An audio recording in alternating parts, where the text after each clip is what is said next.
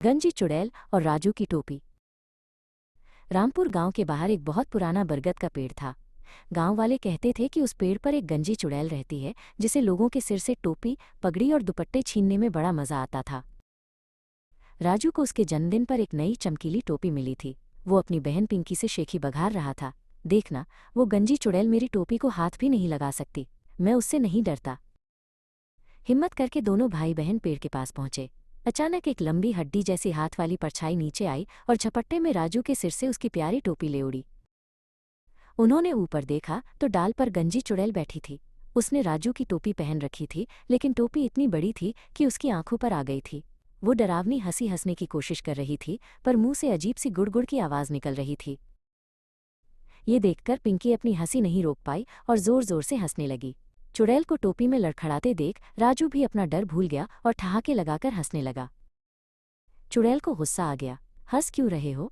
तुम्हें मुझसे डरना चाहिए, वो चिल्लाई।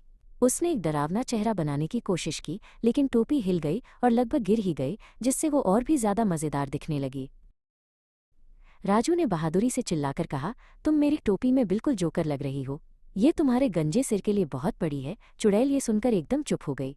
आज तक किसी ने उसे मजेदार नहीं कहा था। चुड़ैल ने नीचे एक पोखर में अपनी परछाई देखी।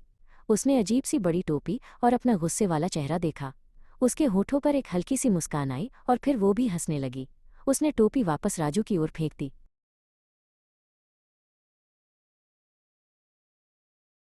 तुम सही कहते हो, वो हंसी।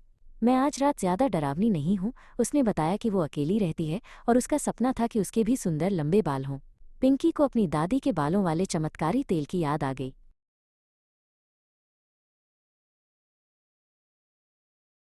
अगले दिन बच्चों ने तेल की एक बोतल पेड़ के नीचे रख दी। उस दिन के बाद गंजी चुड़ैल ने किसी को नहीं डराया।